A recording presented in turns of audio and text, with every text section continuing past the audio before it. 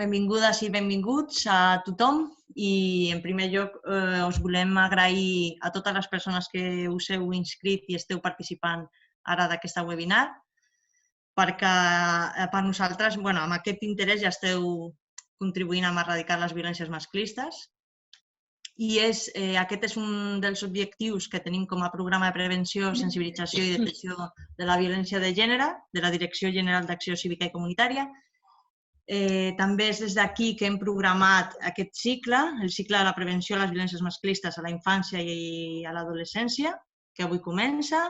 En aquest cicle, que tindrà lloc avui, dimarts 20 i dijous 29 d'octubre, a la mateixa hora, tractarem temes claus que hem d'abordar des de l'educació formal i no formal d'infants i adolescents i des d'on podem prevenir o bé podem reproduir les violències masclistes i altres tipus de desigualtats. Bé, nosaltres pensem que sempre diem, com a agents socials, com a agents comunitaris, com a ciutadans i ciutadanes, famílies, tothom. Tenim la responsabilitat d'afavorir el benestar de les persones i la bona convivència de la comunitat en tota la seva diversitat. I això passa per generar espais de coneixement mutu, de reflexió, de reconeixement, de formació, de qüestionament de rols i estereotips que molt sovint incorporem i transmetem inconscientment i que poden provocar malestars, opressions, desigualtats i fins i tot vulneració de drets d'algunes persones. I bé, esperem que aquest espai sigui un lloc per poder fer tot això i ara la companya Marina us presenta la sessió concreta d'avui. D'acord? Merci. Marina? Bona tarda a tothom.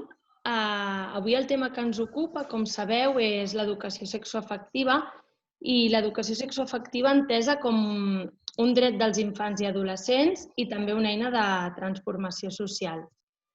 En aquest seminari la nostra idea era sobretot oferir un espai de reflexió i de dotació d'eines de com acompanyar a menors en el seu desenvolupament sexoafectiu i parlar també de quins temes i aspectes engloba l'educació sexual integral i per què també diem que suposa una transformació social.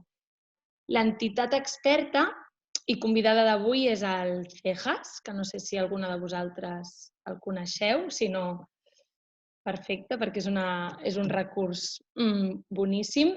És el Centre Jove d'Atenció a les Sexualitats, que és el programa jove de l'entitat Associació Drets Sexuals i Reproductius. Es troba situada al barri de Gràcia, de Barcelona, i és un recurs i un servei gratuït per persones de fins a 30 anys que volen i o necessiten atenció a la salut sexual. A part, ofereixen tallers i formacions, com el d'avui, per una educació sexual integral. I la mirada des de la qual treballen és una mirada que es basa en els drets sexuals i reproductius i la diversitat de gènere i aposten perquè tota persona jove pugui gaudir de la seva sexualitat de manera sana i lliure de violències. La Mireia Cebrián, que és la que veieu aquí, és l'experta i és qui ens acompanyarà avui i ella és la coordinadora i referent de l'àrea d'educació i formacions per joves i professionals d'aquesta entitat, del CEJAS.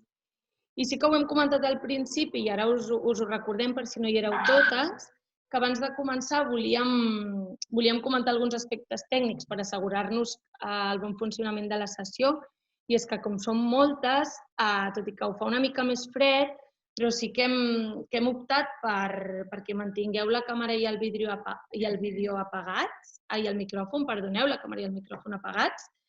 I sí que amb la Mireia hem quedat que si durant la seva presentació hi ha una cosa, un aclariment precís de l'explicació, del moment, que es pot resoldre en un momentet, us podeu desilenciar el micro i fer-li la pregunta directament. Si no, sí que al final deixarem una mitjoreta per a aquelles que vulgueu compartir experiències o plantejar dubtes a la ponent i ho farem a través del xat, com ara ens estem comunicant.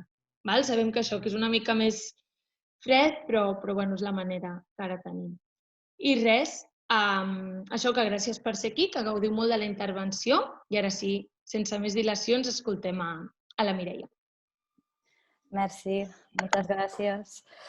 Abans de començar, agrair-vos moltíssim que compteu amb nosaltres, amb l'entitat, una vegada més, no? I que ens convideu a participar en un espai com aquest. Estic molt contenta d'estar aquí, de veure tanta participació i també us desitjo que ho gaudiu moltíssim a totes i cadascuna de les que esteu presents.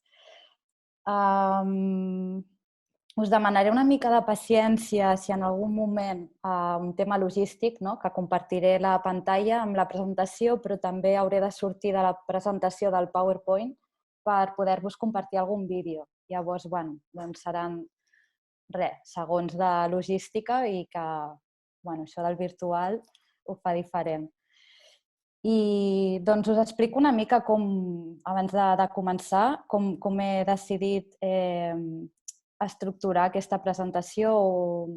Estic més acostumada als tallers, amb una interacció més dinàmica i directa, però l'he estructurat. Ara us faré una petita presentació del CEJAS, el Centre Jove d'Atenció a Sexualitats, perquè ho conegueu una mica més i que en l'imaginari social i col·lectiu ja el tinguem ubicat per qualsevol necessitat que hi hagi i amb el que us puguem ajudar.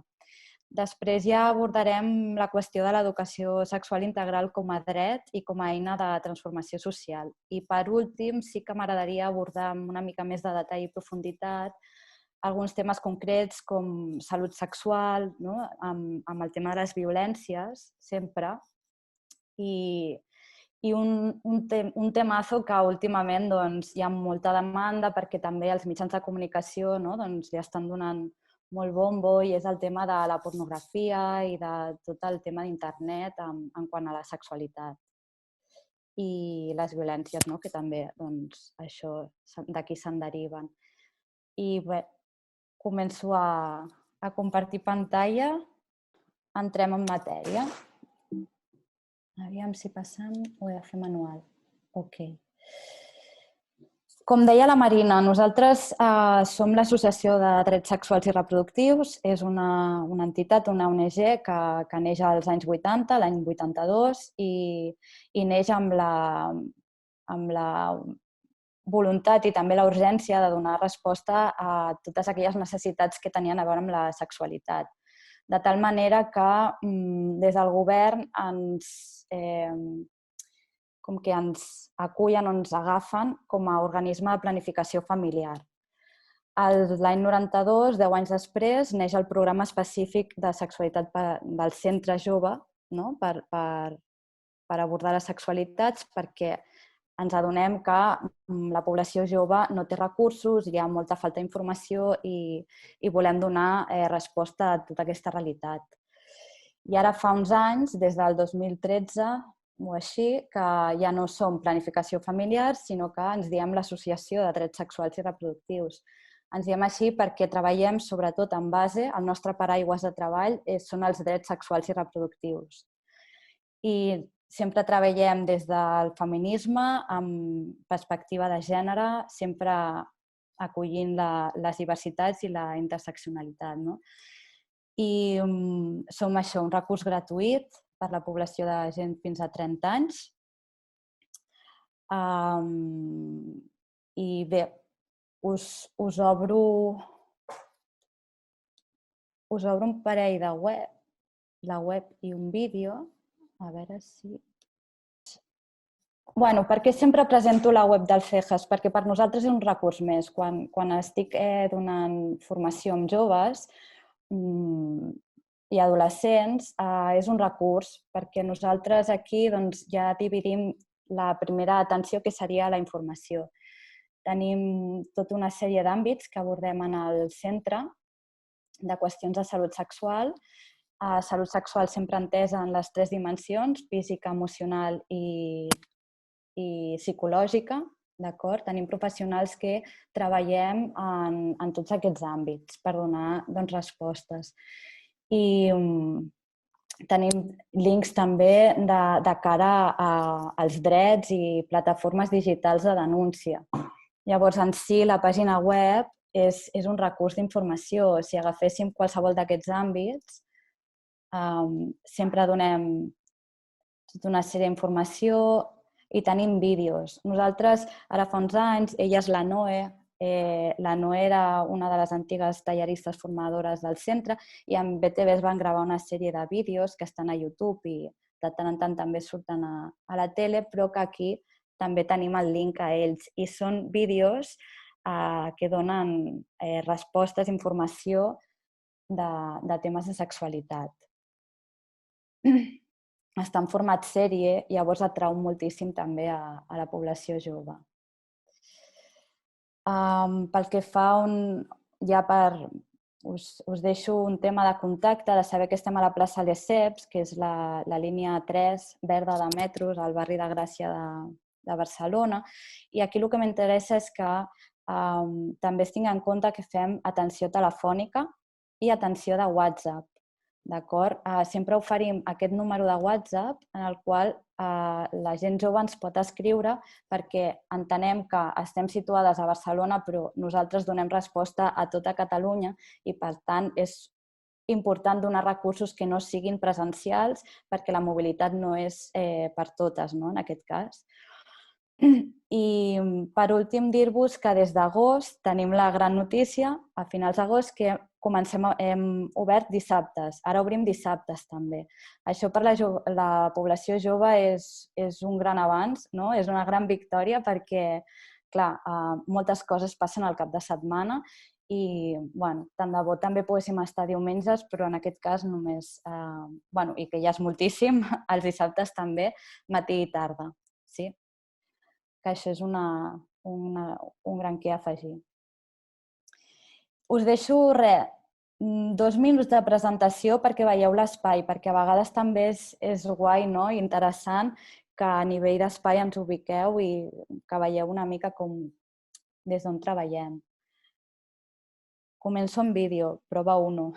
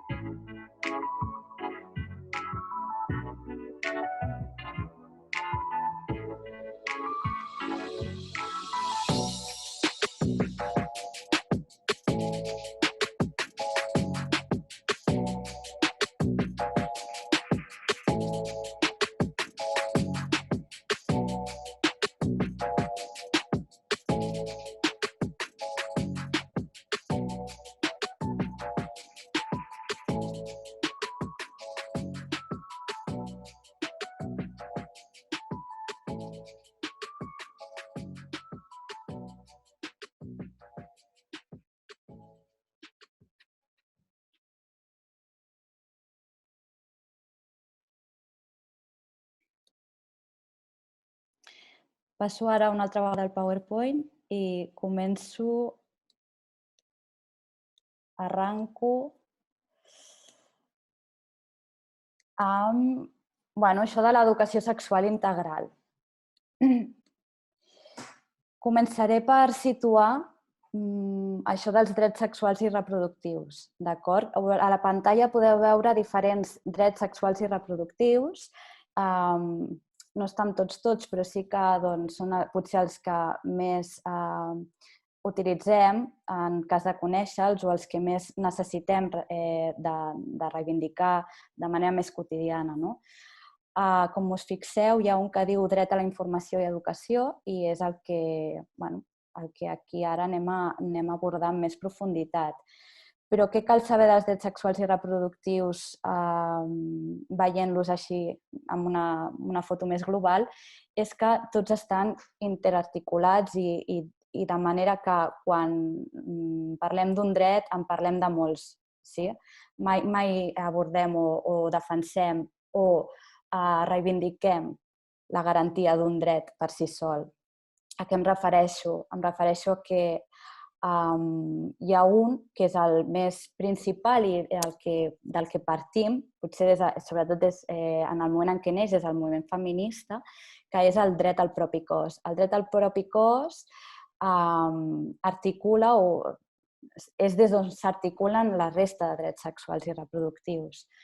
El dret a la informació implica un dret a l'educació, implica un dret a aquest coneixement, l'autoconeixement, el dret al propi cos, implica la privacitat, a la llibertat. Comencem per un, però sempre estem despertant la resta. Sempre és en comunitat.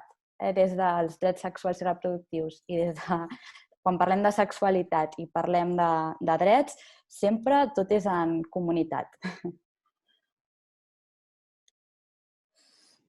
Drets sexuals i reproductius, com us comentava, o us comento ara, és un conjunt de drets humans. Totes coneixem què és això dels drets humans, però no totes tenim clar que dintre d'aquest conjunt de drets humans n'hi ha uns específics de drets sexuals i reproductius. I estableixen aquestes bases per poder gaudir, explorar, descobrir i viure les pròpies sexualitats i la reproducció. I de manera que podem gaudir lliure de violències, de qualsevol forma de violències.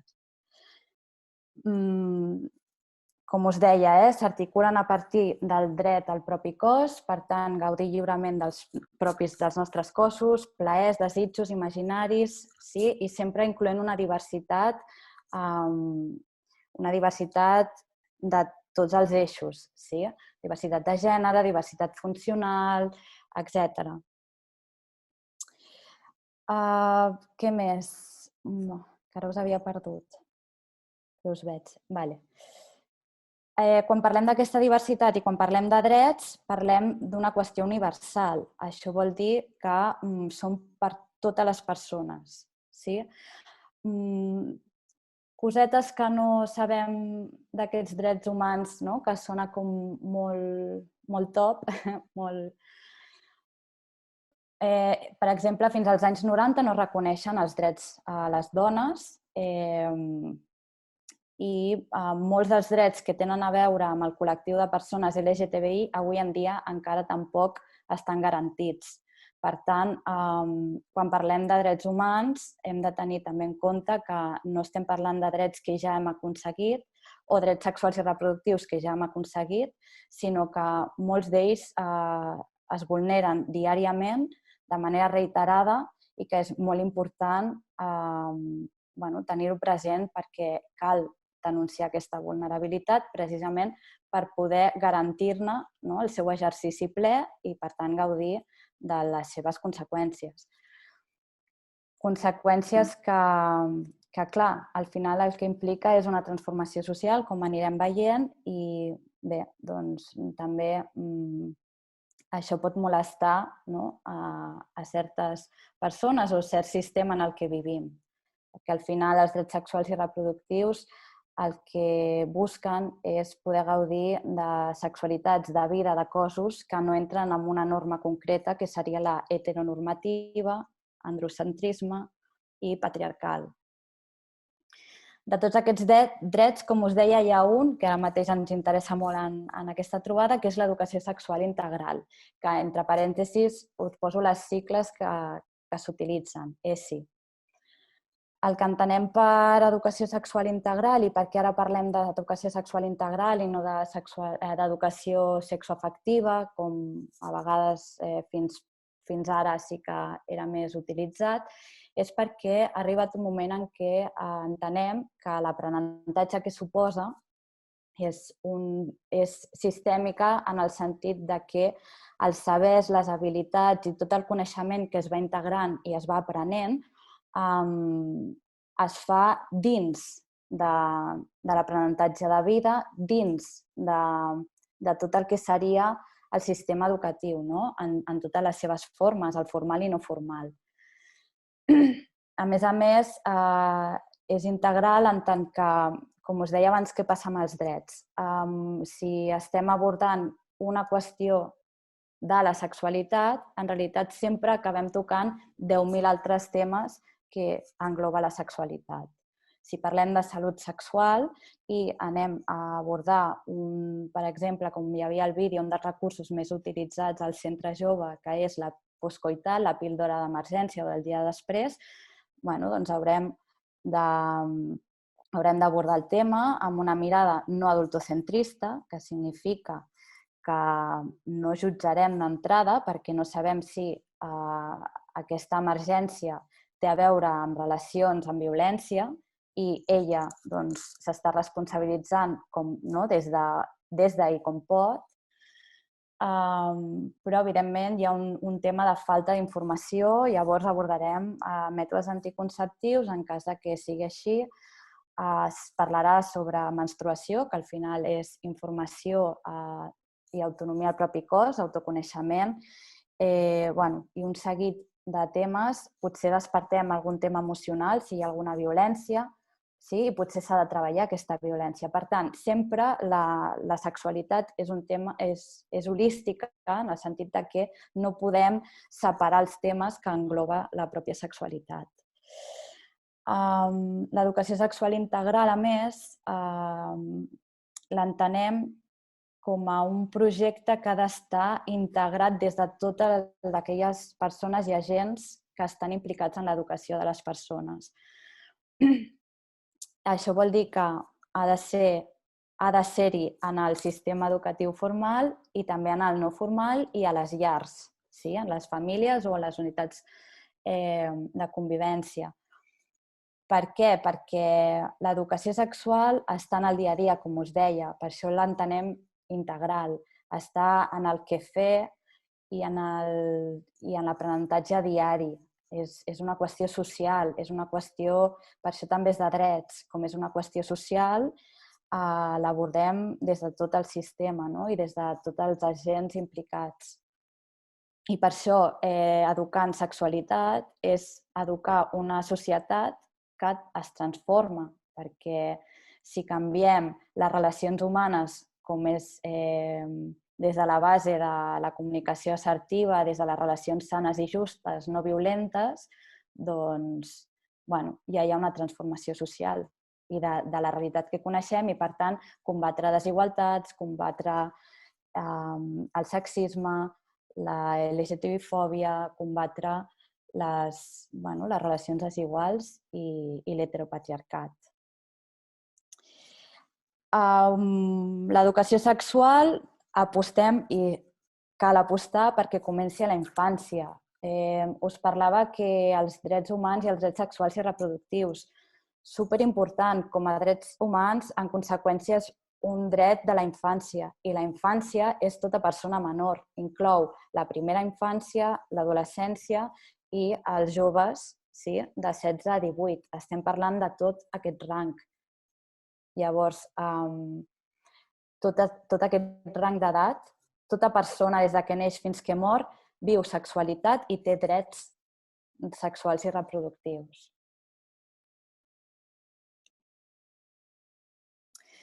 Com us comentava, quan parlem de drets, hem de parlar per poder garantir-los, però també és important que identifiquem quan es vulneren. El fet de que l'educació sexual integral no sigui un dret que s'està aplicant a les escoles i que molts espais socials, organitzacions socials, llars no se'n parli, estem vulnerant, per tant, aquest dret. Estem privant aquest dret. Estem privant d'informació i de donar respostes a la curiositat que té una dimensió humana com és la sexualitat. Per això nosaltres des de l'associació reivindiquem un programa d'educació sexual al llarg de tota la vida infant, però l'escolarització obligatòria, és a dir, que estigui dintre de les escoles, que sigui feminista perquè pugui englobar la diversitat, perquè la riquesa de diversitat formi part, no? I que el paraigües siguin els drets sexuals i reproductius.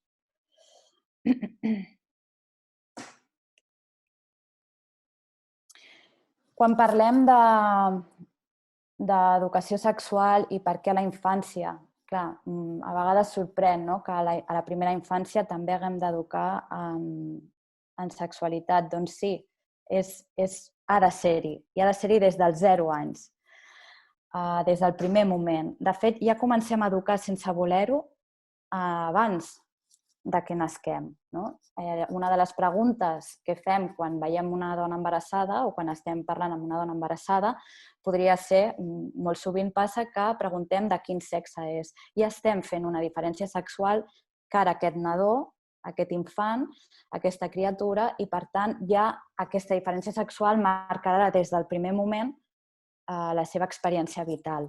I aquesta diferència a l'hora d'educar és una diferència sexual que, evidentment, si vetllem i assegurem el dret a l'educació sexual, podem desmuntar. És el fonament o és el primer pilar, aquesta diferència sexual, que construeix un món que entén 2 sexes binaris, homes i dones, que han de ser heterosexuals, s'han de treure entre si i crearan una família, un matrimoni, tindran fills, filles, el sexe és per la reproducció. Aquest sistema i aquest imaginari de la sexualitat continua vigent avui en dia i cal desmuntar-lo en tant que no contempla diversitats i ens limita l'experiència i ens limita la socialització, inclús ens fa ser víctimes o operar des de la violència masclista. I, evidentment, això és el que volem desmuntar. És desmuntar el sistema, és una transformació social.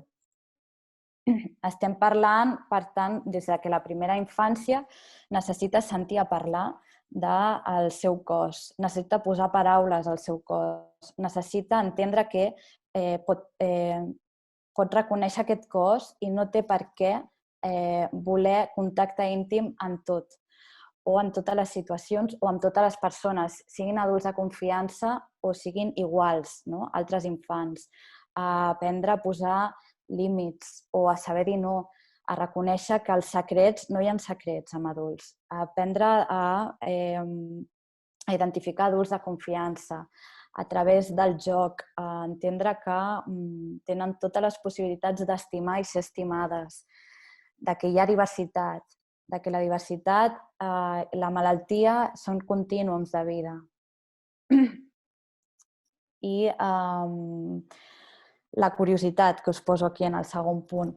Acollir la curiositat infantil des de la informació. Superimportant que es parli de sexualitat, que no s'eduqui des dels tabús i els silencis, perquè una cosa que hem de començar a entendre és que quan no parlem de sexualitat també estem educant, però estem educant des dels silencis. Estem educant des d'un no en vull parlar, des d'un busca't la resposta allà on puguis, des de tinc tanta por de donar-te una resposta que jo no sóc un bon referent per tu. Estem creant des del silenci un imaginari de tabús i la sexualitat avui en dia segueix sent un tabú. No se'n parla ni es dona respostes a preguntes a qualsevol edat. Evidentment, com us posava abans, aquí a l'últim punt, adaptar l'educació sexual a cada etapa, a cada moment vital. Hi ha, evidentment, una primera infància, un primer moment de parlar i veure el món, concebre el món des del jo o des de la tercera persona. Quan apareixen la resta, quan quan podem anar introduint una mirada més crítica o de reflexió crítica.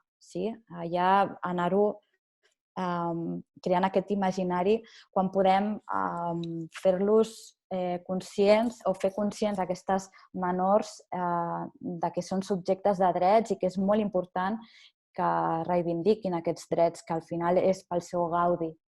Aquí us he posat una mica d'història, ho he dit així, una mica d'història de l'educació sexual a Catalunya, perquè em centraré una mica ara a nivell local. Segueix sent una educació puntual i aquí, en els millors dels casos, té una unitat, un nucli i unitat de convivència, una llar o una família on es pot preguntar i es pot parlar.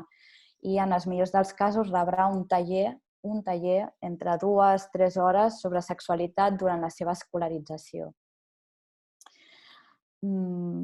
És molt minsa i és molt deficient, aquesta educació sexual, i això en els millors dels casos.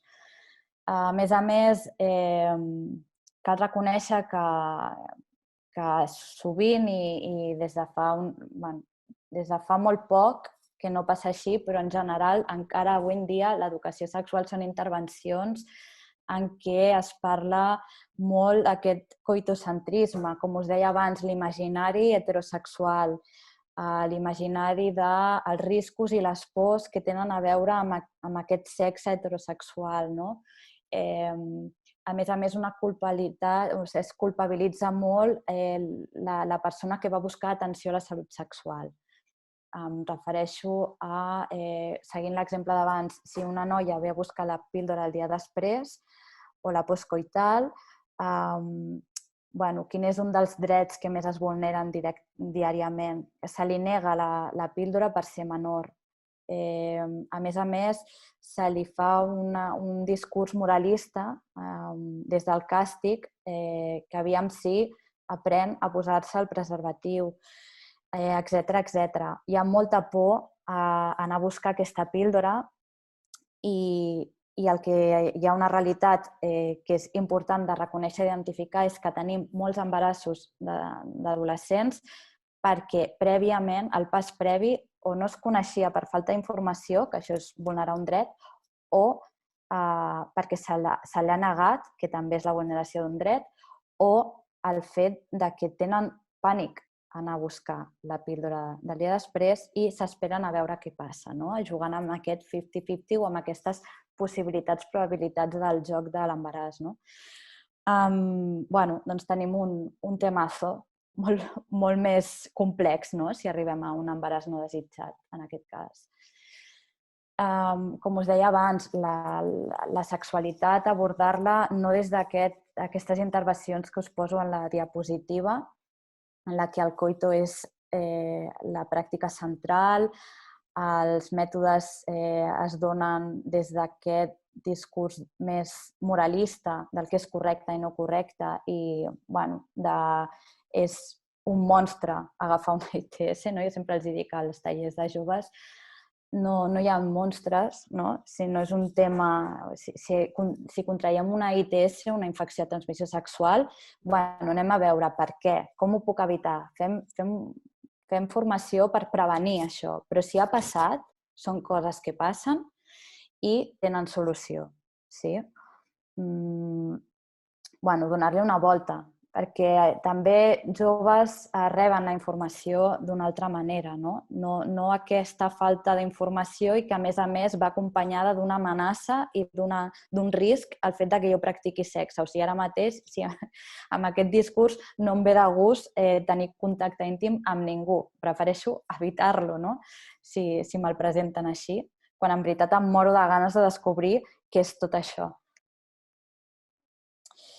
Llavors, davant d'aquest panorama, el moviment internacional feminista als anys 70, sobretot entre els 70 i 90, fa una feina molt important, que és moure's per crear els drets sexuals i reproductius, crear aquest dret a l'educació i a la informació i demanar que sigui curricular, que estigui en les escoles, que sigui obligatòria, perquè, com us poso aquí, és un pilar fonamental per a una societat més justa.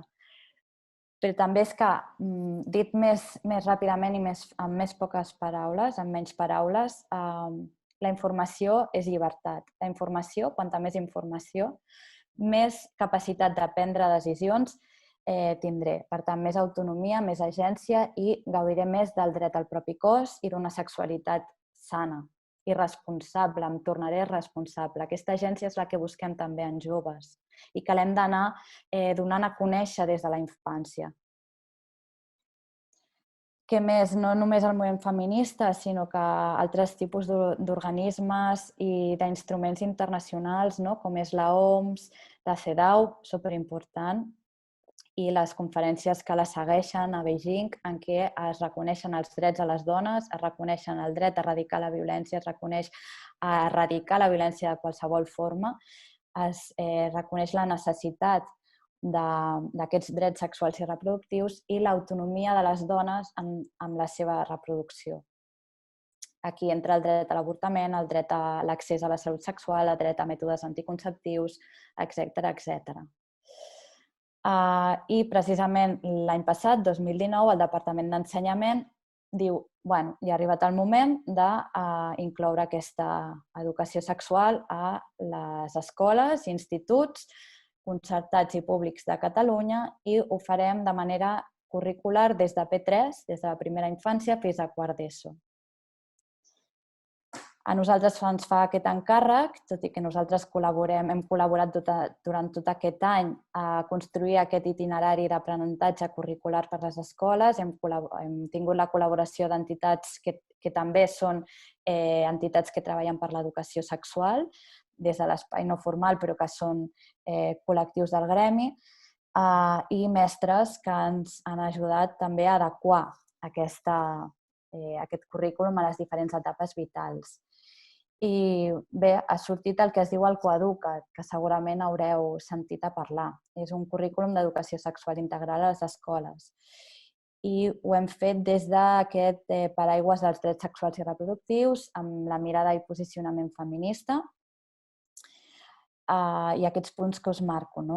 Eixos transversals, superimportant, la igualtat de drets, el respecte, la no discriminació, diferència i diversitat, les bases perquè no es donguin les violències masclistes i, per tant, transformem la societat. Quan us parlo de diversitat, us parlo d'una banda diversitat sexual i de gènere, i, d'altra banda, la diversitat corporal i la diversitat del desig. I també de la diversitat funcional. La diversitat funcional intel·lectual ara és així com l'anomenem. La diversitat funcional, a diferència de nomenclatures o noms com minusvalia o discapacitat intel·lectual, inclou un nou tema molt important, que és entendre que aquesta diversitat funcional té a veure amb l'entorn. És a dir, hi ha una importància molt rellevant de com l'entorn està construït o es relaciona amb una persona que presenta diferents incapacitats. Per exemple, jo sempre també ho comento a les formacions amb joves perquè és important que elles i ells entenguin que està present en el seu context i que també són persones que, evidentment, senten plaer i busquen viure aquesta sexualitat lliure de violències i amb plaer i des dels drets. La diversitat funcional, per exemple, ens podem trobar en una situació, pot ser contínua o pot ser temporal. Si jo em trenco el braç, doncs potser 40 dies estaré incapacitada del meu braç. Si soc miop, doncs parlem de diversitat funcional. Per què poso aquests exemples? Pel que us deia de l'entorn. Si el meu entorn em facilita que jo, sent miop, tingui recursos per tot i així poder moure'm, desplaçar-me, relacionar-me, gaudir de la meva vida, del meu cos, del meu desig, de la meva sexualitat, de tot el que tingui a veure a nivell social i el fet de l'experiència vital, doncs aquest entorn té aquesta importància, no? Això és súper. Però si em limita, i les persones miops estem limitades ja per l'entorn, doncs suposa una incapacitat major, suposa un límit a l'hora de gaudir, que és important l'efecte de l'entorn. Torno a la qüestió de l'educació sexual a nivell formal i a les escoles. M'interessa per el que us deia abans, el fet que parlem d'educació sexual integral, ho repeteixo, ha de ser articulada des dels diferents agents que estan implicats en l'educació de les persones. L'educació formal i, per tant, l'escola són agents molt importants, centres educatius. I, per sort, ara hem creat un currículum que és un primer pas, això és molt important, és una primera porta a on volem arribar. Ara us explicaré una mica més perquè hem tingut, jo soc coautora d'aquest currículum i també poder-vos oferir unes pinzellades del que és, no?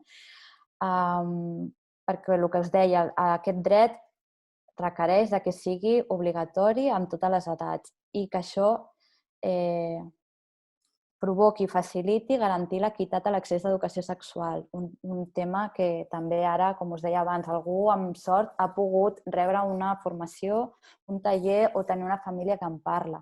Però en general hi ha molts adolescents, molts infants i molts joves que no tenen aquesta oportunitat. Per tant, la limitació a l'accés a l'educació sexual garantida si està en les escoles i que estigui garantida de manera que no hi hagi un interès major de les famílies o altres organitzacions socials que ho impedeixin. És a dir, el dret d'infància preval, en aquest cas, d'ideologies, de famílies i organitzacions socials, comunitats, religions, etc. És important que hi hagi un estàndard d'educació sexual que arribi a tota infància, a tots infants i a totes les criatures. Perquè conegueu una mica el coeduca't i després passaré a l'àmbit no formal d'educació, de com educar, si no estem a les escoles, que també és, com us dic, els altres peus de l'educació sexual. Bé, el coeduca't té a veure amb tot el que us he parlat fins ara i el seu eix central és el plaer. Quan parlem de plaer en sexualitat potser ens ve molt al cap el plaer sexual, però el plaer a nosaltres, perquè això té a veure amb la mirada feminista, el posicionament feminista i de drets, entenem que el plaer és gaudir de la sexualitat, gaudir de la llibertat, de la privacitat, de la seguretat. Gaudir vol dir no violències, gaudir vol dir tenir informació, gaudir vol dir tot. Per tant, el plaer com a gaudi de ser lliures, de ser persones, de tenir un creixement i desenvolupament sa en tots els sentits. I això suposa, evidentment, una transformació en tant que una millora de qualitat de vida personal i comunitari, si això ho aconseguim.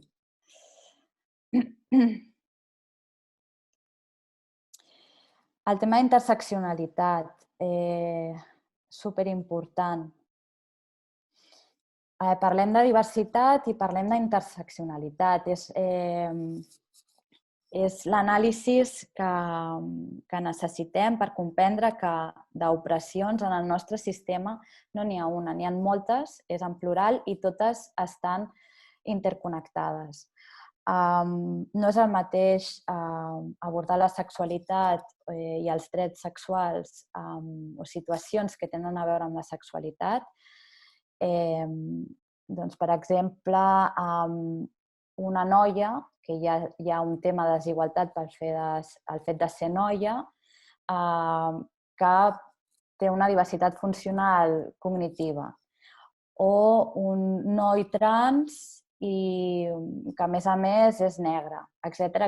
Sí, a la societat les opressions estan interconnectades i s'articulen alhora i és en plural el sistema en el que vivim.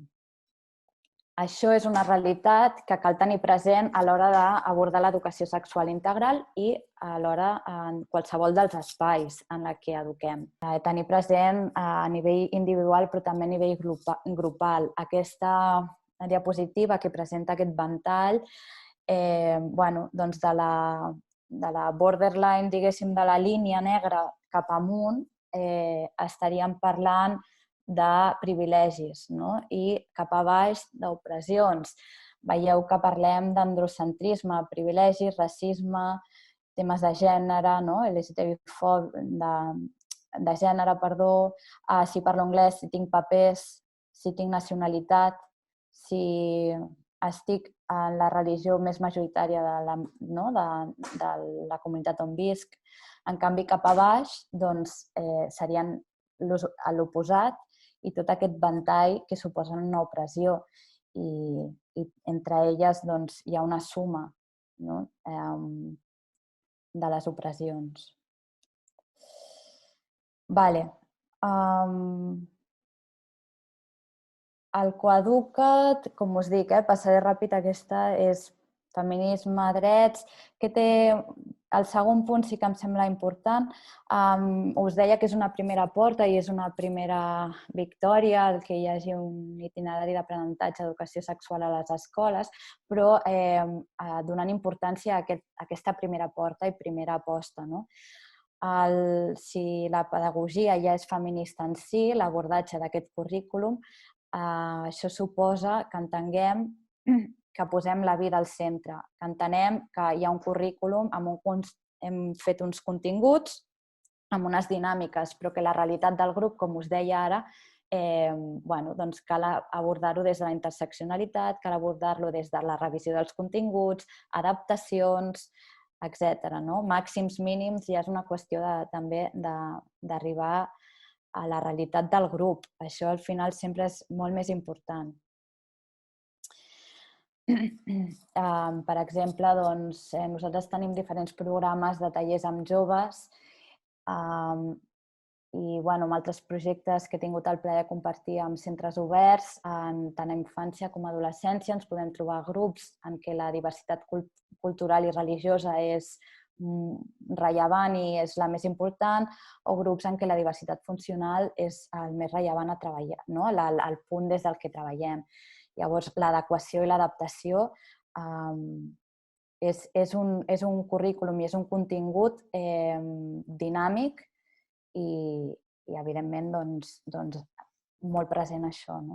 El que hem fet de continguts i des d'on us parlo també avui de la defensa del dret a l'educació sexual i també el dret a altres, a l'avortament, a la salut sexual, a l'accés científic, a la planificació familiar, etc.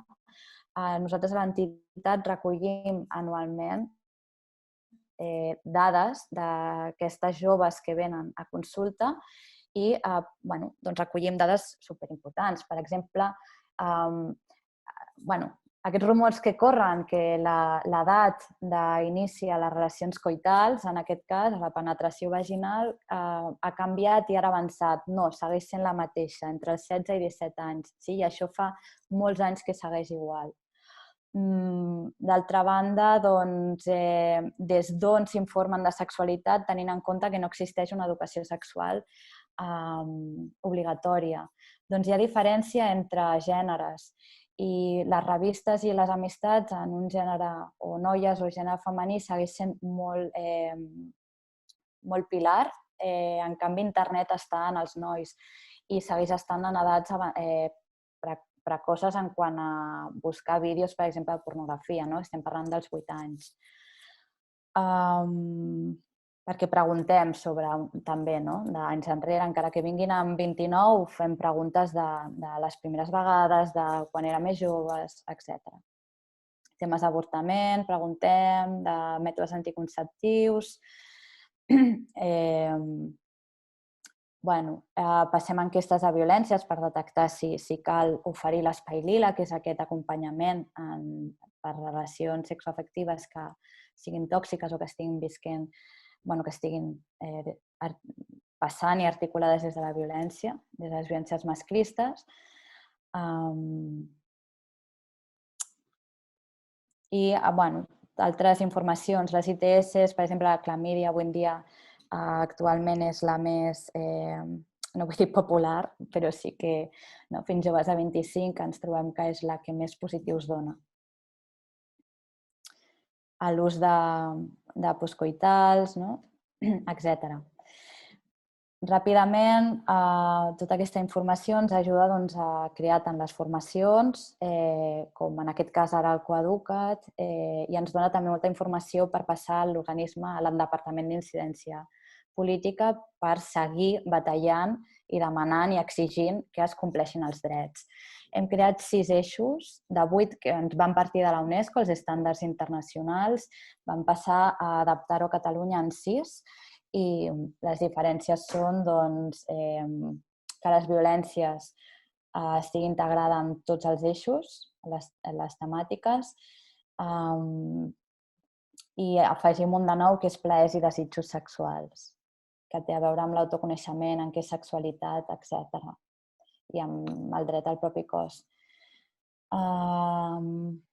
I serien això, societats, drets sexuals i reproductius, relacions que té a veure amb vincles familiars, amb relacions amb l'amistat i l'amor, té a veure amb diversitat, amb violències, també abordem aquí violències que no són específicament, les podríem entendre com a violències masclistes, però sí que té a veure amb discriminacions, estigmes, burles, sí?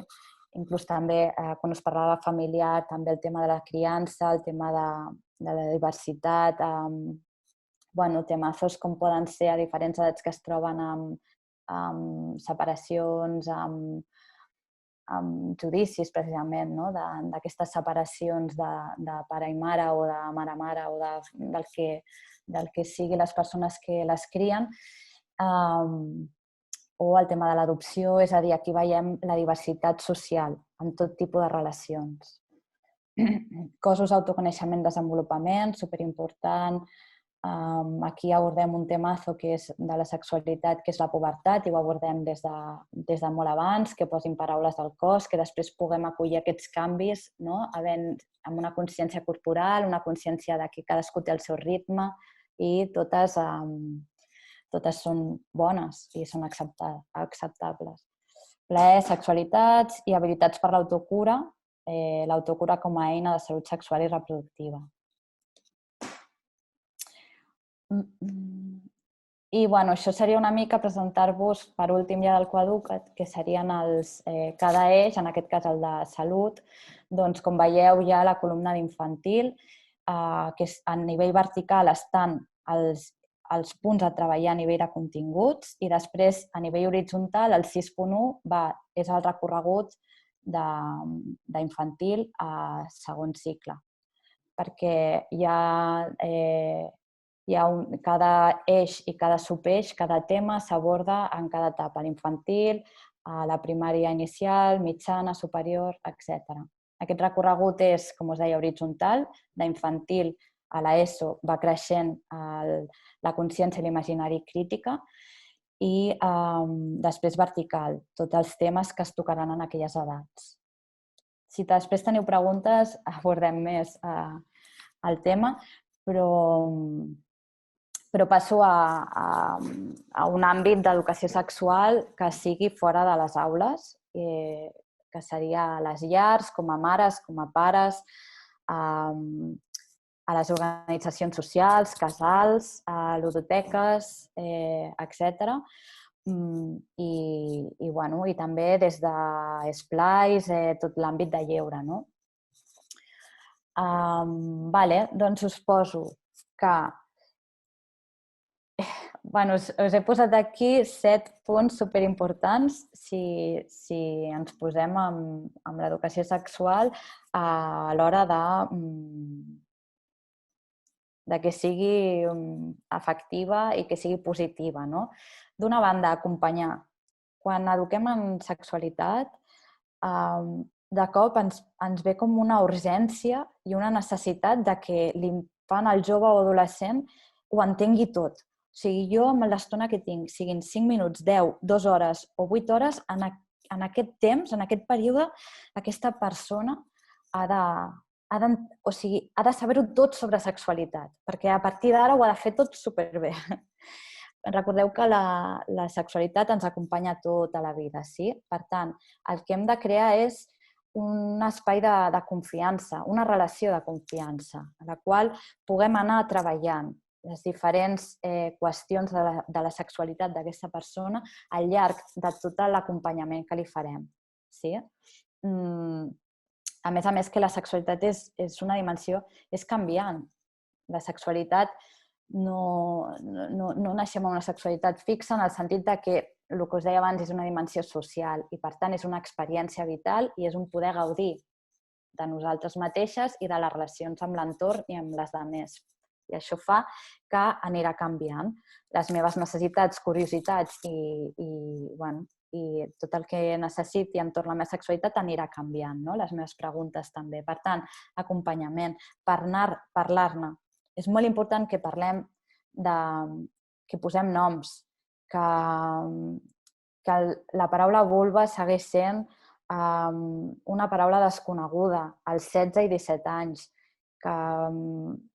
que les noies tenim orifici tenim la vagina però no fem pis pel mateix lloc. Bé, us poso exemples d'aquests però en serien moltíssims, no?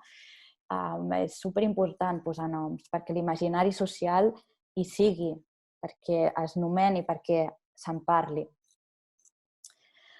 Informació veraç, què vol dir? Avui en dia vivim un context en el que la informació està al nostre abast amb un clic. Sí? Portem un ordinador al damunt, tenim un món, internet, ple d'informació. Tenim llibres també, en físic, i tenim persones que ens poden respondre. Però cap de les tres, avui en dia, segueix sent una font de coneixement o d'informació per infants, joves i adolescents. Imaginem, no? O sigui, clar, quan donem informació, ja que donem informació, assegurant-nos que és veraç, sí? I si no ho sé, no passa res. Reconec que no ho sé. Doncs mira, pregunto o busquem entre els dos o m'informo i després el següent dia ho comentem, sí? Perquè ningú sap tot, cap persona.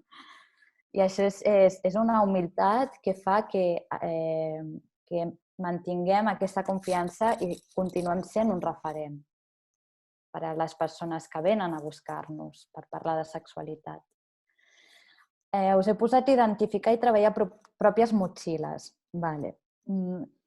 Jo diria que aquesta la ressaltaria amb groc. No sé per què no ho he fet, perquè ho hauria d'haver fet. Identificar i treballar pròpies motxilles. Què vol dir? Vol dir que quan us dic que la sexualitat és un tabú, que són silencis, té a veure amb això. Resulta que totes venim de generacions en les que no se'ns ha donat educació sexual. Per tant, totes hem anat aprenent sobre la marxa, a través de preguntar, a través de les amigues, a través d'internet, a través d'experiències, de posar-nos en situacions, de viure situacions desagradables, algunes superplaents, sí? Vale. Clar,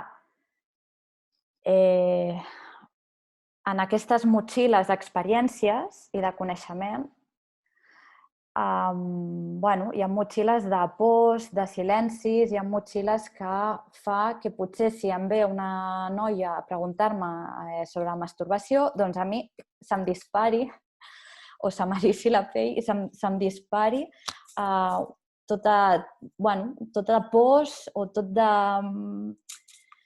totes les inseguretats que tinc respecte a la meva experiència amb la masturbació, pot ser. Perquè potser aquesta noia és joveneta o potser perquè estic veient una nena que té 5 anys i s'està masturbant amb la cantonada de la taula, no? I ara no sé ben bé com abordar això perquè em va molt gran, no? El primer que hem de fer és identificar i treballar aquestes motxilles perquè no passa res, reconeixem-ho, no hem tingut educació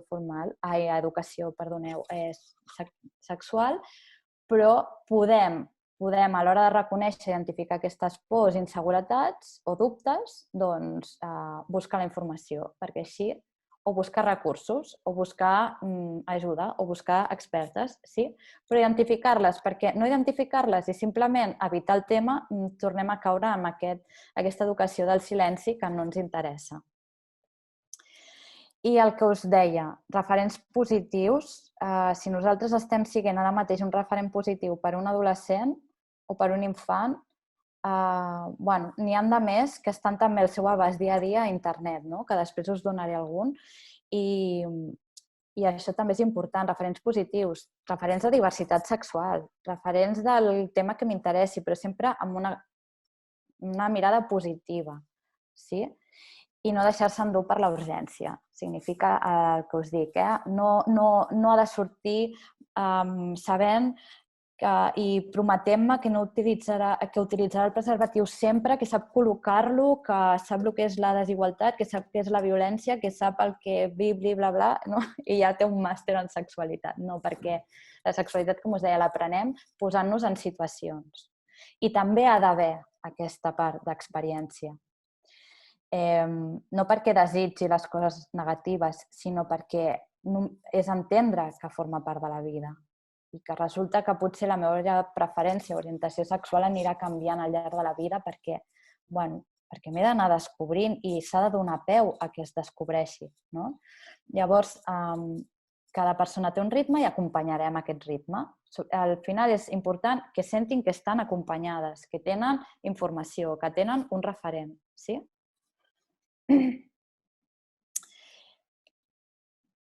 Les famílies, que també és un altre pilar de l'educació sexual. Com us deia, superarticulat. Si som educadores de qualsevol centre, hem de comptar amb les famílies, hem d'anar a la una, no? Nosaltres tenim aquí en el centre una experta, la Gemma Deulofeu, que és experta en diversitat funcional i sexualitat i ha fet algunes guies i té alguns llibres superinteressants que, entre d'altres, planteja això de la importància de les famílies. I ens diu, ho llegiré, està en castellà, però crec que s'entén molt bé aquests dos paràgrafs. Diu, plantear una estrategia de intervención en conjunto con la familia, llegar a ese contrato educativo entre la familia y el centro, con establecimiento de acuerdos y consensos, con alienación de objetivos y con compromiso de responsabilización mutua en el tema. En ocasiones podemos pensar que este contrato nos ata y avanzamos de forma más lenta, porque la familia no quiere ver el problema o tiene un planteamiento diferente. Debemos luchar contra la frustración porque, lejos de ser un lastre, es un elemento esencial y es un paso importantísimo en la educación sexual de les persones.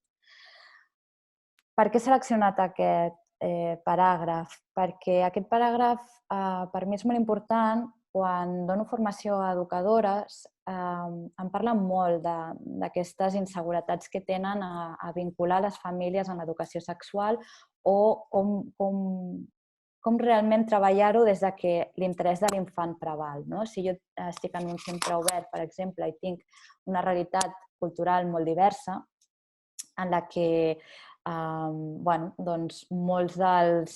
molt que parlem de drets i per molt que parlem d'educació em suposa una inseguretat i no estic molt a gust i no estic molt còmode treballar amb la família, és que potser és el que us dic de la urgència, és que el primer dia no ho hem d'aconseguir i el segon tampoc.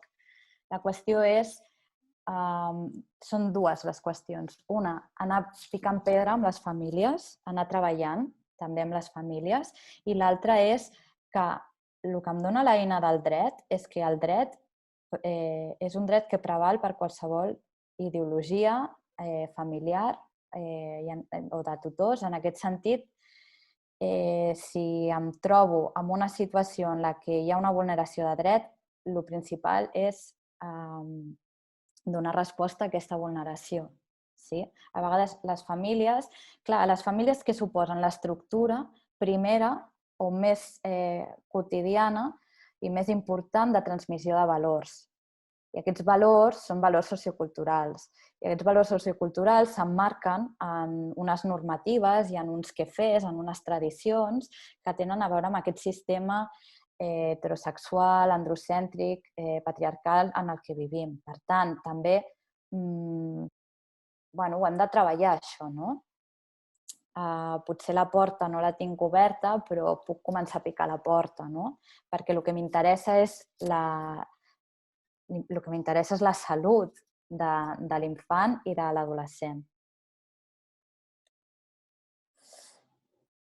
Passo a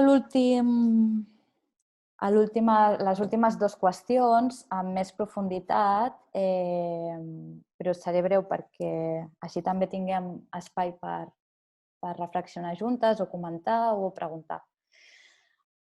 La salut sexual i reproductiva. Salut sexual, un estat de benestar físic, mental i social, no només l'ausència de malalties. Això té a veure també amb el concepte que us explicava de diversitat funcional. La salut té a veure amb totes les dimensions humanes, sí? Físic, mental i social, té a veure amb l'entorn. I és un contínuum. Jo, si estic refredada, doncs aquí salut i malaltia estan en un continu X. Si estaré un any amb una malaltia que em fa estar a casa, doncs potser ens requereix d'unes cures i d'unes necessitats diferents a la del refredat. I si és una malaltia hereditària que em suposa viure-la tota la vida, doncs requereix d'altres cures i necessitats. Però què és important d'aquesta definició de salut? Significa que salut i malaltia no són oposades i que totes necessitem de cures i també de cuidar de les altres, no? Llavors, és una qüestió comunitària i social, la salut. També, si el meu grup o la meva família o l'entorn on em moc, les persones, doncs viuen des d'una salut positiva, doncs a mi això m'afecta i jo també entro en aquesta salut o faran el que sigui perquè jo també, és a dir, també una salut a nivell emocional o a nivell social vol dir això, no? Que el desenvolupament grupal té a veure amb com estiguem també individualment, es retroalimenta. Sí? La salut de les persones és la salut comunitària i del revés. També té a veure amb el dret a la informació i l'educació sexual. Com us deia abans, la informació és llibertat. Si jo tinc informació i puc prendre decisions, aquestes decisions repercuteixen a la salut comunitària. Si jo em cuido a mi des del respecte i respecto els límits i les necessitats i la salut de les altres, tot això és superbeneficiós a nivell comunitari. Per això és una transformació social. Si jo visc amb llibertat i amb gaudi és perquè m'ho permeten i jo ho permeto. Sí? Dit amb altres paraules, Hakuna Matata. Vale. Salut sexual com a procés d'aprenentatge. Aniré ràpid. Ràpid però en profunditat. Això té a veure la salut sexual, com us l'he presentat, amb un aprenentatge, com us deia, la sexualitat contínua. Sí?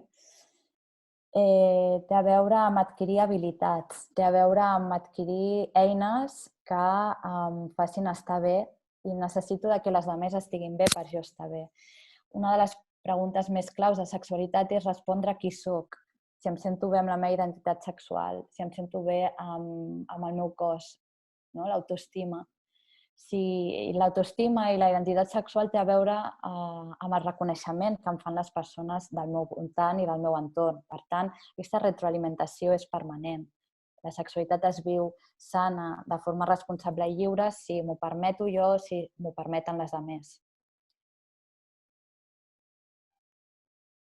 I això suma al tema de les violències també i les conductes de risc. Tenen molt a veure amb això. Perquè fer una prevenció d'aquests riscos requereix de tot el que venim dient, no? I d'aquesta interrelació entre tots els eixos de la sexualitat.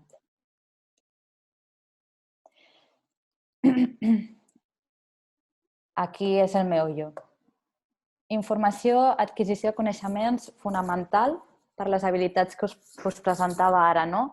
Les cures, l'autocura, l'autoestima, la informació, les relacions sanes, igualitàries, sí? Jo puc prendre decisions sobre mi o sobre nosaltres, si som dos, com a parella, per exemple, si tinc informació.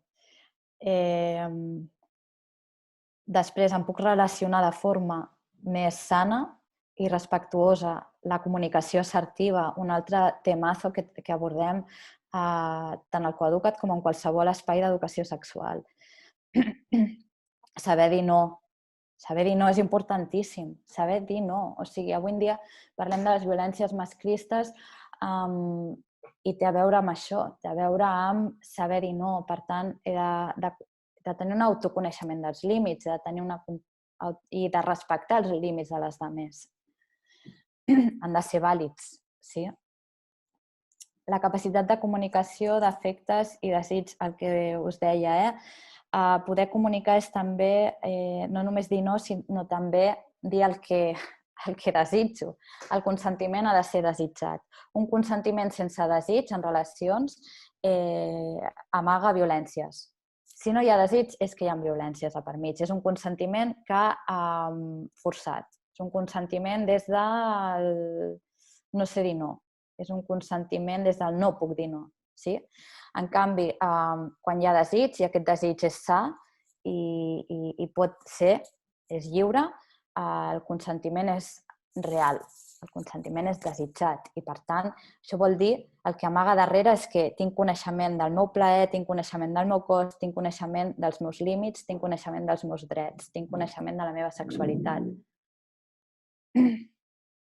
Això és salut, això és cuidar-me i és cuidar la resta de persones també. Per tant, parlem d'habilitats socials quan parlem d'habilitats de salut, de negociació.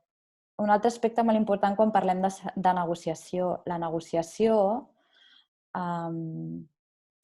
quan parlem de salut, per exemple, quan abordem el tema dels mètodes de barrera, els mètodes de barrera amb el preservatiu o les bandes làtex, l'ús de mètodes barrera, hi ha contextos en els que s'han de negociar.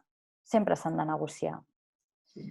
Però la negociació i la comunicació assertiva no pressuposa un consens. I això és molt important també, que s'aprengui, perquè jo he d'identificar quan no hi ha consens, respectar-ho. I també quan potser sí hi ha possibilitat o no, però aprendre a negociar, però aprendre a identificar o aprendre a no pressuposar un consens. Sí? Dic perquè a vegades es vinculen molt i és important de fer distinció. A veure si trobo el ratolí, sí. Per acabar el tema de salut sexual, ètica del consentiment, ètica del plaer compartit, ètica de la igualtat, ètica de la salut com a autocura i autoprotecció i cura de les altres. Les persones amb les que tinc una relació sexoafectiva, una relació d'amistat, el que sigui, en aquest cas parlem de les relacions sexoafectives, m'interessa cuidar les persones que estimo. Doncs m'estimo a mi, autoestima i estimo a les altres. Tota relació, sigui sexual o no, implica una interacció humana, una relació humana. Per tant, sempre a la base de respecte. Sempre. I per últim, ara us poso un parell de vídeos. El món digital tecnològic, que és com un temazo actual que preocupa moltíssim i que hi ha molta demanda. Us faré 5 cèntims per no agafar tot el temps. He separat xarxes socials i internet per poder abordar-ho com a dues plataformes diferents. A xarxes socials, no veure-ho com una limitació de relació social, sinó al contrari, és una nova eina de relació social que està aquí, està present, i les tecnologies i el món digital, més aviat no d'immunitzar-los, sinó anem a veure com les treballem o les abordem en educació, i aquesta educació, que hi hagi una consciència crítica d'ús, etc. Són plataformes que representen espais de socialització i, per tant, també són espais de relacions eròtiques. I internet, una eina que ens pot donar molta informació, com us deia abans. Llavors, el sexting, que és un vídeo que us posaré, ja de pas us presento tot abocat com un recurs. Doncs el sexting seria aquesta pràctica sexual en WhatsApp o en xarxes socials de manera consentida i amb desig entre les persones que practiquen, que tenen aquesta pràctica sexual, ha de ser consentit i ha de ser des de la intimitat i la privacitat. Quan arriben mans, aquelles imatges, per exemple, arriben a mans de qui no està dintre de la pràctica o a qui no se li ha consentit, és sex spreading i això no es pot tolerar, és una vulneració de drets i, evidentment, són violències. Són molts casos que estan passant a institut.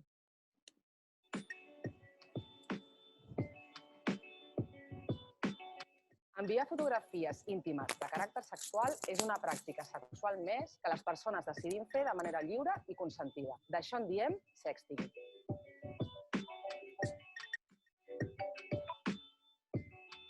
És un joc que pot ser molt sexy i divertit i no té res de dolent, sempre i quan les persones que ho acorden en gaudeixin. Però què passa quan enviem fotografies sense el consentiment de l'altra persona? Aquí la cosa canvia completament. Això és sex spreading.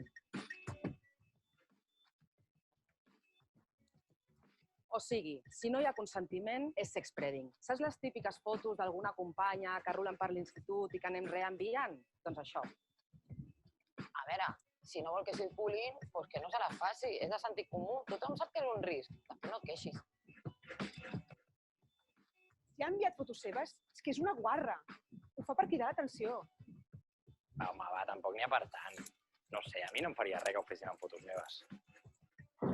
A veure, és que no us toca a vosaltres decidir. Punt número 1. M'esteu dient que perquè jo enviï fotos que a mi m'agraden, les comparteixi amb qui jo vull, ho estic fent perquè em facin mal? És com dir que per no rebre petons sense consentiment no faré petons mai més. Raro, no?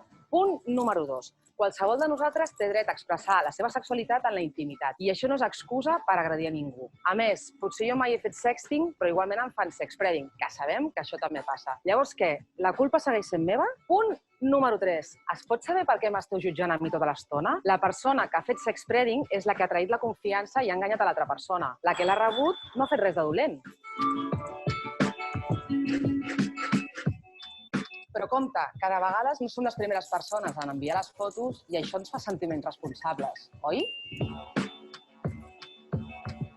Que jo no he començat, eh? A mi m'ho va reenviar el Pol, que crec que li va enviar la Clara, que crec que li havia arribat del grup del bàsquet d'algú, no sé, molava. Però si jo no sé qui és aquesta tia que surt a la foto. Que estarà tremenda. Reenviar fotos que no són nostres també és fer sex spreading i ens fan responsables del mal causat. Si ningú la reenviés, no hi hauria agressió possible. Pensa-hi.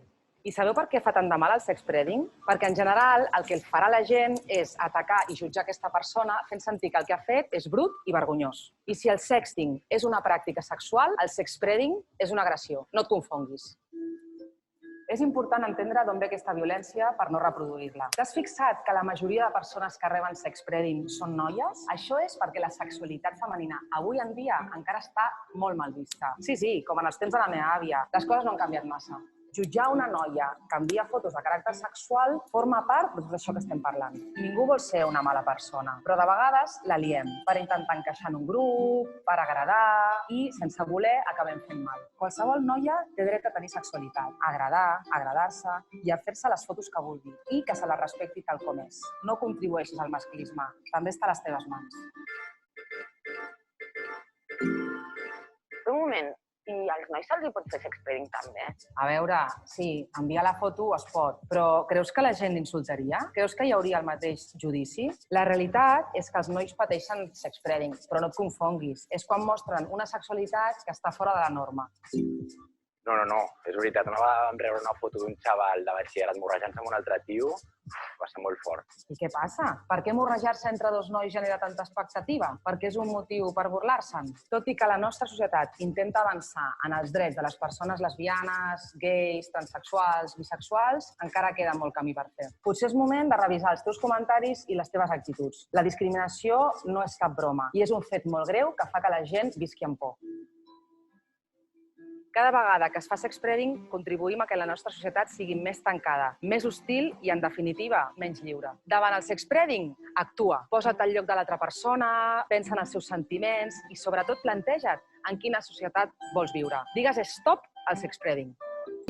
Vale, aquest que posa Consent for Kids, consentiment per nens, és una versió d'un vídeo que es va fer molt viral i molt popular, que era sobre consentiment, a través de l'explicació de tasses de te. No? Per explicar-ho dèiem, bueno, si ofereixo una tassa de te, no? Si no ho tenen clar, doncs evidentment no forçaré que se la beguin. No? A través de la metàfora o l'analogia de prendre un te o d'oferir un te es feia el discurs del consentiment desitjat. I ara han tret la versió per nens. I trobo molt interessant perquè parla dels límits corporals. No? Fa èmfasis en això, de dir, bueno, aquest sóc jo, no? I on acaba el meu jo? Doncs el cos, els meus límits, com em sento, no? Com interactuo. Si em volen fer un petó, primer penso, em ve de gust, no? Recomano que us el mireu, perquè moltes vegades a infants, a criatures, forcem una mica, no? Vinga, fes-li el petó a la tieta que marxem, va, dona-li, però si és la tieta. Bueno, però potser en aquell moment aprendre que està bé que si sent un no, el seu límit al cos, no? Doncs és molt important. La tieta hi serà un altre dia. No? El tema és, potser m'he més de gust, no un petó, doncs encaixar-te la mà, no? Que hi hagi la possibilitat de dir, no, un petó no, una encaixada de mans. I així és com va incorporant un infant, una criatura, també els límits del cos. I a l'escoltar-se, aquest instint també, no? I aquestes limitacions o no limitacions que sent. Després passava el que seria la qüestió del porno, no? La qüestió de la pornografia. Us posava 2-3 minuts amb explicació d'una entrevista a l'Erika Last, que és com una referent en la pornografia feminista o de les primeres que tenia renom, i ella parla de la importància de crear un porno que sigui no mainstream o masclista. Fa distinció d'això. Moltes vegades, quan abordem el tema de la pornografia, no hem de perdre de vista que la pornografia és un gènere cinematogràfic que el que fa és ficció, no? I el que fa és representar i recrear els imaginaris i desitjos sexuals, perquè tenim un imaginari sexual. La problemàtica quina és? La problemàtica és quan hi ha una indústria que és masclista que produeix aquesta pornografia. Per tant, tot està produït des de l'imaginari sexual del desig masculí cap a imaginaris i desitjos heterosexuals i masculins, sobretot com a privilegi. Llavors, això és el que crea... Això ja en si és una violència, però també suposa un problema i una violència i un problema social quan aquesta pornografia més industrial i mainstream passa a ser, clar, com és la industrial i la mainstream, és la d'accés gratuït a través d'internet i passa a ser l'educació sexual que tenen infants i joves. Si des dels 8 anys tinc curiositat i, reitero, ningú em parla del meu entorn, no tinc llibres a casa o no tinc referents de youtuber o d'Instagram o bons pares és que ni en parlen o això que anem pel carrer i veiem violència constantment però no veiem amor o veiem un tipus d'amor molt determinat. O què em diuen les pel·lícules, la cultura, que són altres gèneres cinematogràfics que el que fan, de fet, és perpetuar un sistema sexual molt concret, un imaginari sexual. Per tant, crear alternatives perquè d'imaginaris, de fantasies i de desitjos on tenim totes les persones i en tindrem sempre com a persones humanes, llavors la qüestió és entendre que una cosa és ficció, però quin tipus de ficció també, distingir i no ser l'única font d'informació. Aquest sí que us el posaré perquè veieu una mica del que us estic parlant. No sé si l'heu vist, són 2 minuts de Malvados que parlen les adolescents sobre aquest tema.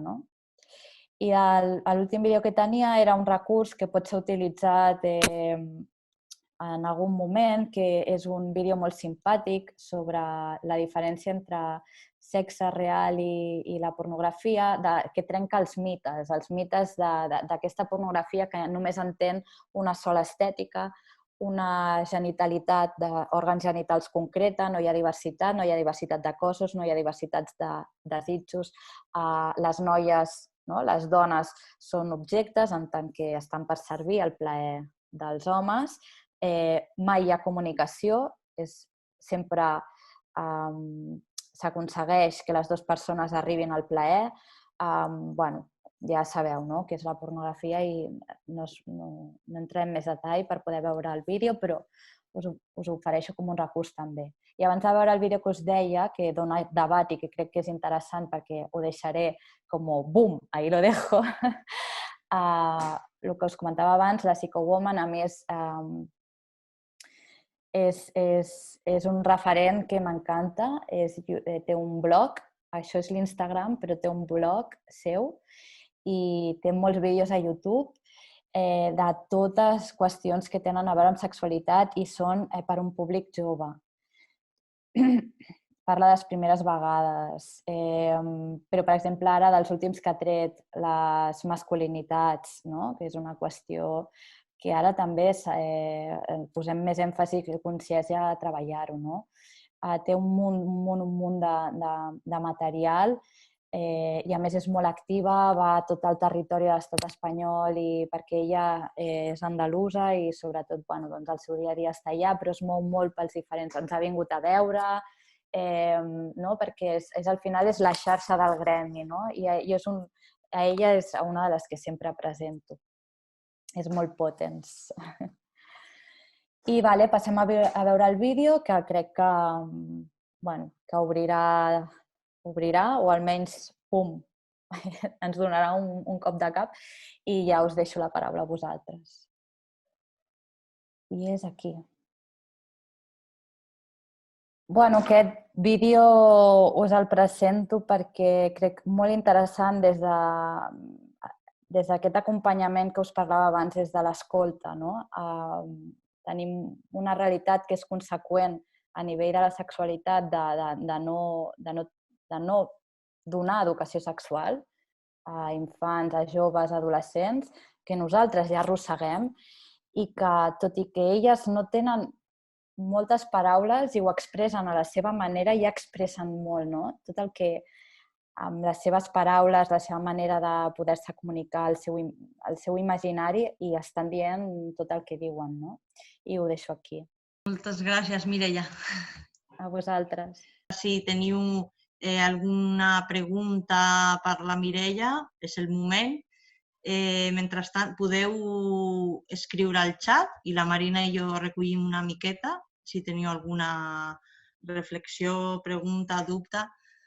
De moment, durant la teva intervenció hem anat recollint una miqueta, com 3 reflexions, preguntes, hi ha hagut alguna reflexió més, però que tenen a veure entre si, i és una mica que has parlat una miqueta, però sembla que preocupa una mica el cas que algunes famílies no donen el seu consentiment o des d'alguna escola concertada o el que sigui no estiguin d'acord amb aquest programa coeducatiu afectivo-sexual i relacionar també que si el programa Coeduca't es pot implementar a totes les escoles i si s'ha de sol·licitar. Una mica si ens podries fer 5 cèntims d'aquest itinerari del que parlaves i així, com que esteu treballant.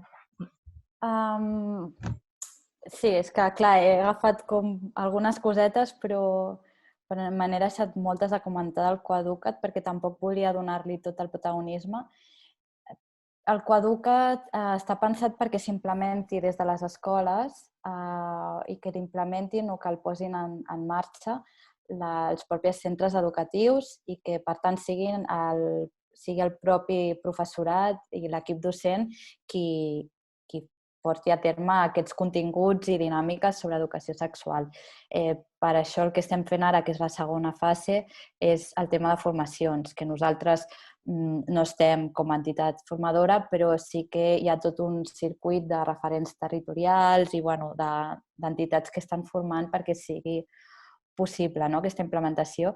Està pensat, com ve del Departament d'Ensenyament, al final són per a escoles públiques i concertades. Ja sabeu que tot el que sigui l'espai privat és espai privat. No? Públic i privat, esa dicotomia que amb educació segueix sent així. No? Què més preguntaves? Sí, això, i si, per exemple,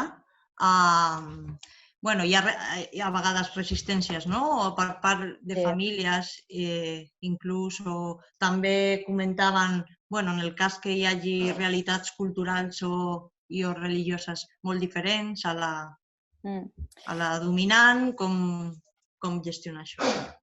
Té a veure amb el que us comentava de les pedagogies feministes. Hem creat un currículum, nosaltres hem creat un currículum que té la part de continguts, la part de dinàmiques, una dinàmica proposada i recursos perquè hi hagi recursos en què el professorat segueixi treballant-ho o si prefereix investigar per allà. No? La dinàmica és una dinàmica proposada perquè la idea principal és que cada docent s'ho faci seu, no? El contingut, això és com qualsevol assignatura o eix de les escoles. Però sí que entenem que és una cosa molt nova i que hi ha moltes sensibilitats diferents en tots els claustres i escoles i professorat. I, per tant, el plantejament seria, d'una banda, que s'adapti, com us deia abans, és pedagogia feminista en quant a que s'ha d'adaptar a la diversitat, s'ha d'adaptar a la realitat del grup i per tant, potser la dinàmica està proposada per treballar A, però jo començant per treballar B ja estic fent molta feina, no? Llavors, això requereix d'un treball previ per part d'aquestes docents, no? Però sempre és un material susceptible de ser acceptat a la realitat. Pel que fa a les sensibilitats, jo diria que és fàcil d'imaginar amb sensibilitats, no sé, contràries a diversitat de gènere o altres temazos o temes de plaers i tal, però potser és fàcil imaginar ara que no tenim el material damunt, no? Nosaltres l'hem creat també des d'una consciència de sensibilitats també, però tampoc deixant de treballar-ho, no? Llavors, sí que és un tema que ens han preguntat més d'una vegada, però que, com us deia abans, primer, hi ha sensibilitats i ideologies que, malauradament, no han de tenir veu ni vot pel que fa a l'interès i el desenvolupament sa de qualsevol persona. En això ens acollim al paraigües de drets, ens acollim a tota aquesta realitat i després, pel que fa a una sensibilitat que té més a veure amb les inseguretats o amb les pors d'abordatge d'aquest currículum, ja us dic que en tot moment s'està acompanyada i que no és aquí lo dejo i ja està. Una altra pregunta per aquí, interessant, directament. Mariana, com a mare i des de l'AFA de l'escola, podem ajudar el centre per coordinar-nos per treballar conjuntament? Què recomanes? Sí, això ja no està a les nostres mans, però sí que tot el material que hem creat, evidentment, està pensat perquè estigui articulat també amb l'ANFA com a agent educatiu. I, per tant, jo diria que sí, però més enllà no puc respondre. Suposo que depèn també molt dels centres educatius. Ja us dic que hi ha una realitat que nosaltres creem màxims i que sempre anem a màxims, però que cada realitat és un món. Però l'AFA és un pilar i des del departament ho tenen molt present, això.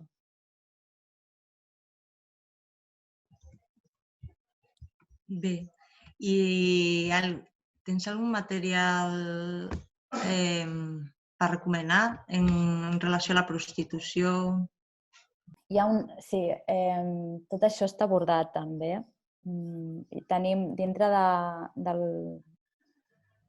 No sé si preguntes al Coeduca't s'aborda perquè hi ha un subeix específic que es diu violències masclistes a la infància i l'adolescència, és on hem abordat també la qüestió d'abús, assetjament, violències, i tot el que tingui l'explotació, etc., sexual, i per tant aquí ho abordem des d'infantil fins a l'ESO, amb recursos específics per cada edat, per treballar amb més profunditat, si volen, les docents. I fora del Coeduca't, nosaltres, sí, a l'Espai Lila tenim també material interessant que som un recurs o que es pot compartir en cas que volguéssiu. Nosaltres som més expertes, treballem més amb joves a partir dels 12 anys, però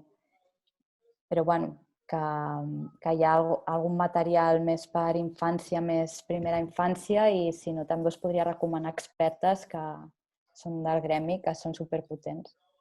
Per qui no, moltes coneixeu ja el CEJAS i per qui no conegueu, la Mireia ha dit està a internet, no? La web, el telèfon i així del recurs, perquè, per qualsevol dubte així estaran encantades de molt bon recurs a nivell de territori. Sí, a nivell de tot el territori, nosaltres tenim l'atenció i la consulta presencial, però també la telefònica, la de WhatsApp i la de mail. I ara obrim dissabtes també, vull dir que sou superbenvingudes i benvinguts per qualsevol necessitat que tingueu i curiositat. Tot el material de la sessió PowerPoint enllaços d'interès el podem tenir. Ja us podem avançar que sí, hem gravat la sessió, així que en aquest sentit cap problema, i el que necessiteu també ens podeu escriure a través del programa, és que ara no sé qui diu. Penjarem la sessió, sí. I si podeu tenir, Oriol Llop, entenc que ets d'un casal, podeu posar-vos en contacte amb el programa, d'acord? I tot el que necessiteu i us facilitem el material, d'acord? Molt bé, doncs ja no hi ha més preguntes, ho deixem aquí, d'acord? Mireia, han anat dient alguna gent que s'ha anat, que moltes gràcies per tot, que ha estat superinteressant, que també està bé rebre aquest feedback per xat. Us envio un cor. Gràcies. Moltes gràcies. Ja veies que t'agradaven els emoticons. M'encanta. Sí.